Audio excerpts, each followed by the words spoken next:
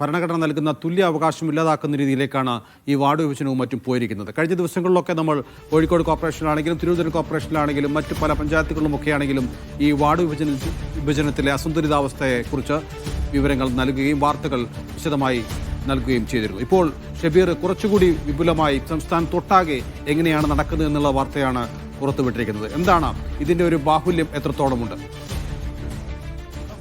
ഒരേ സ്വഭാവത്തിലുള്ള തദ്ദേശ സ്ഥാപനങ്ങളിൽ വ്യത്യസ്ത തരത്തിൽ വാർഡ് വിഭജനം നടത്തിയിരിക്കുന്നു എന്നാണ് ഈ കണക്കുകൾ നോക്കുമ്പോൾ നമുക്ക് ബോധ്യപ്പെടുന്നത്. അതായത് ഒരേ ജില്ലയിലെ തന്നെ ഏകദേശം ഒരേ ഭൂഘടനയുള്ള 2 പഞ്ചായത്തുകളിൽ 2 തരത്തിൽ വാർഡുകളിൽ ജനസംഖ്യ വരുന്നു എന്നുള്ളതാണ് പ്രധാനപ്പെട്ട കാര്യം. അങ്ങനെയാകുമ്പോൾ അസന്തുലിതാവസ്ഥ അപ്പോൾ തന്നെ വ്യക്തമാകും. അതായത് ഒരു 100 പേർക്ക് ഒരു ജനപ്രതിനിധി അല്ലെങ്കിൽ അതിന് ബദലായി 1000 പേർക്ക് ഒരു ജനപ്രതിനിധി എന്ന നിലയ്ക്ക് അസന്തുലിതാവസ്ഥ രൂപപ്പെടും. അതുപോലെ തന്നെയാണ് ഇത് ഇപ്പോൾ ഈ സംസ്ഥാനത്തൊട്ടാകെ ഈ നിലയ്ക്ക് അസന്തുലിതാവസ്ഥ വന്നത് അല്ലെങ്കിൽ അശാസ്ത്രീയമായ വാർഡ് വിഭജനം വന്നത് ഇപ്പോൾ ഈ സർക്കാർ അല്ലെങ്കിൽ ഇപ്പോൾ ഈ അടുത്ത് സംഭവിച്ചതല്ല എന്നുകൂടി പറയേണ്ടി വരും. കാരണം കാലങ്ങളായി നടത്തിയിട്ടുള്ള പഞ്ചായത്ത് രാജ് ആക്ട് ഭേദഗതി അടക്കം ഈ അസന്തുലിതാവസ്ഥ ഇല്ലാതാക്കുന്ന തരത്തിലായിരുന്നില്ല എന്നുള്ളതാണ് അത് വ്യക്തമാക്കുന്നത്. അതായത് ഇപ്പോൾ നേരത്തെ നമ്മുടെ വാർത്തയിൽ തന്നെ സൂചിപ്പിച്ചിരുന്നു, എറണാകുളം ജില്ലയിലെ കൂത്താട്ടുകുളം നഗരസഭയും ഒപ്പം തന്നെ ആലപ്പുഴ നഗരസഭയും 2 ഉദാഹരണങ്ങൾ എടുത്തു എന്നേ ഉള്ളൂ.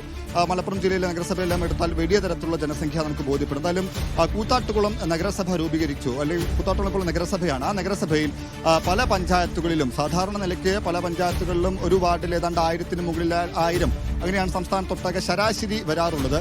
എന്നാൽ ഈ കൂത്താട്ടുകുളം നഗരസഭയിൽ ഒരു വാർഡിൽ ശരാശരി വരുന്നത് ഈ 1000-ൽ താഴെ മാത്രം ജനസംഖ്യയാണ്. വോട്ടർമാരുടെ എണ്ണമല്ല പറഞ്ഞത്, ജനസംഖ്യയാണ്. അപ്പോൾ വോട്ടർമാരുടെ എണ്ണം അതിലും കുറയും.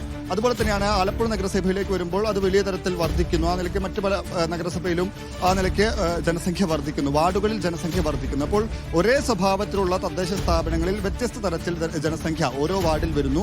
അപ്പോൾ അത് സ്വാഭാവികമായും ഈ തുല്യനീതി ഇല്ലാതാക്കും. അല്ലെങ്കിൽ ഈ തദ്ദേശ സ്ഥാപനങ്ങളിൽ നിന്ന് ലഭിക്കേണ്ട സേവനങ്ങൾ അല്ലെങ്കിൽ സർക്കാരിൽ നിന്ന് പൊതുജനങ്ങൾക്ക് ലഭിക്കേണ്ട സേവനങ്ങളിൽ തുല്യനീതി ഇല്ലാതാക്കും, അനീതി നിറഞ്ഞതായിരിക്കും എന്നുള്ളതാണ് പ്രധാനപ്പെട്ട കാര്യം. ഇത് ഭരണഘടന ഉറപ്പു നൽകുന്ന ഈ തുല്യാവകാശം അടക്കം റദ്ദാക്കപ്പെടുന്നതാണ് ഈ അശാസ്ത്രീയമായ ഈ വാർഡ് വിഭജനം.